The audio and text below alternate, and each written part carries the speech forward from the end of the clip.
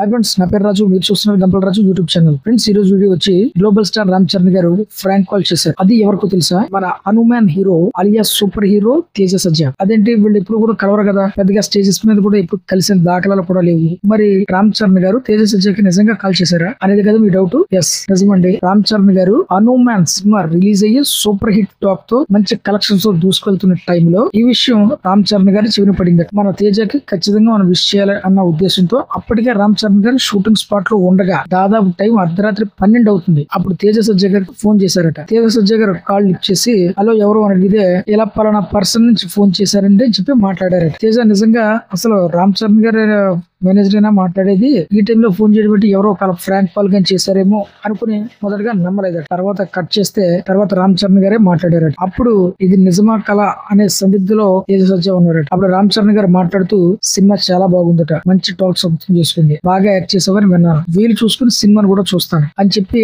ఆయనకు కంగ్రాచులేషన్స్ తెలిపారు. ఈ విషయాన్ని రీసెంట్ గా ఒక M9 న్యూస్ ఛానల్ లో రిపోర్టర్ తేజ సజ్జా గారిని అడిగారనమాట. అంటే మీకు చిరంజీవి గారికి బాండింగ్ బాగా ఉంటుంది, మరి రామ్ చరణ్ గారితో ఎలా ఉంటుంది అని అడగగా, నాకు చిరంజీవి గారికి ఏ విధంగా మా మధ్య బాండింగ్ ఉంటుందో అలాగే అలాగే రామ్ చరణ్ అన్నకు కూడా అదే విధమైనటువంటి బాండింగ్ ఉంది అని చెప్పేసి ఆయన చెప్పడం జరిగింది. మేము పెద్దగా కలవకపోవడం వల్ల చాలా మందికి తెలియదు, కానీ నేను ఎప్పుడు చిరంజీవి గారి ఇంటికి వెళ్ళినా చిరంజీవి గారిని ఏ విధంగా అయితే నేను రిసీవ్ చేసుకుంటారో రామ్ చరణ్ అని కూడా అదే విధంగా నన్ను రిసీవ్ చేసుకుంటారు. నాతో చక్కగా మాట్లాడతారు, మంచి మంచి సలహాలు ఇస్తారు. ఈ రోజు నేను ఇలా ఉన్నానంటే దానికి కారణం చిరంజీవి గారి తర్వాత రామ్ చరణ్ గారే అని చెప్పేసి రీసెంట్ ఇంటర్వ్యూలో తేజ సజ్జా చెప్పడం జరిగింది. ఇప్పుడు ఇదే వీడియోని మెగా ఫ్యాన్స్ సోషల్ మీడియాలో షేర్ చేస్తూ వైరల్ చేస్తున్నారు.